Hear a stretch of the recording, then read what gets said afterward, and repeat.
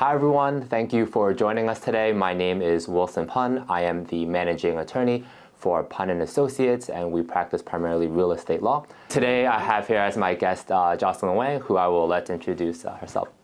Hi everyone, my name is Jocelyn Wang. I'm the broker for CPRE Elite.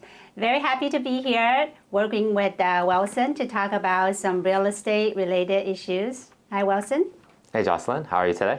Good, how are you? Very excited. All right, so shall we get into the topics for today? Yes, let's dive right in. All right. So what are you guys seeing in current markets? Jocelyn, why don't you start? Definitely we see property value rising, especially in the urban area. We see buyers' behavior toward more affordability and then smart homes. A lot of economic factors such as inflation, interest rate are definitely affecting their decisions. But we do see some new spots for new buyers like Brooklyn, Bensonhurst. For example, Brooklyn and Bensonhurst is an example. We see a lot of new buyers going to that area. Yeah, definitely. I completely agree. What I do notice, a lot of the hot topics for, the recent trends lately, definitely inflation and interest rates. That's really the forefront of everyone's mind. Everyone is concerned, what will inflation do to the housing market? How will interest rates impact, my ability to get a mortgage, how much I'm paying per month? And really just the interest rates now that we're hearing some more chatter with, the Fed's actions, that we're seeing potentially upcoming interest rate cuts. So that's also playing a lot into the minds of potential home buyers who may want to start getting back into the market again even more aggressively than previously, so they can take advantage of that when it comes up. Yes, as real estate broker, we are very excited about that. That's going to be good news all across the board. Let's talk about the legal aspect of real estate transaction. Can you tell us a little bit about what's important, some legal aspects of it? Sure.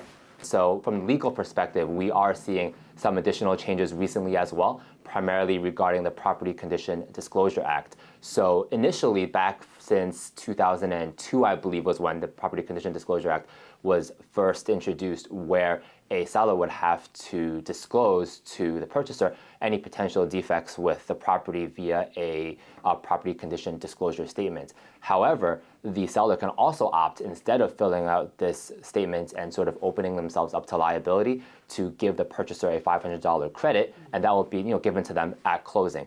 As of recently, earlier this year, that option is no longer available. Now with the new Property Condition Disclosure Act, that every single seller must have to provide a property condition disclosure statement to the purchaser when they sell a residential property. So this only doesn't apply to, for example, vacant lands, condos, and co-ops. But if you're a residential individual seller selling this property to a potential purchaser, you'll need to fill out this statement and provide that to purchaser prior to contract signing. So from your perspective, since you work with a lot of agents as well, this is primarily going to be a function that I feel like you've seen a lot more of. Can you give us a bit more insight on how that's impacted your work with your potential clients?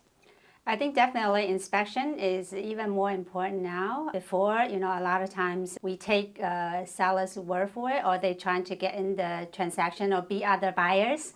So a lot of times buyers opt not to have the disclosure.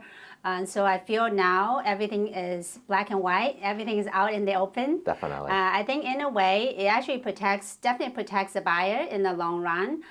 In terms of seller, I think they have to be very careful. And they have to make sure that they don't hold back any information. Yes. Yeah, I think to me as a real estate broker, I actually welcome that change. I think that is a good change in the long run to kind of promote a healthier environment. Right.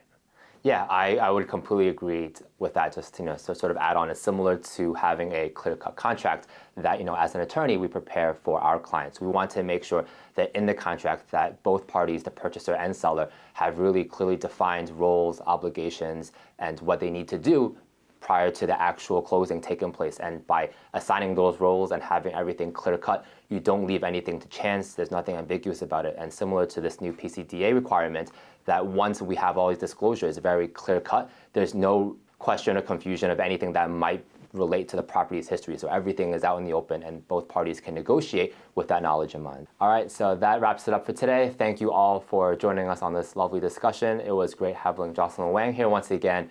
give us some very great pointers and advice. Jocelyn, how can we reach out to you? Do you have any social media or contact information you want to let everyone know? So if they are interested in buying or selling a home, that they can definitely reach out to you for more questions. Yes, our company CPRE has social media across the board, including Instagram, TikTok, and some Chinese social media, Xiaohongshu and WeChat. So feel free to reach out for any further questions you might have.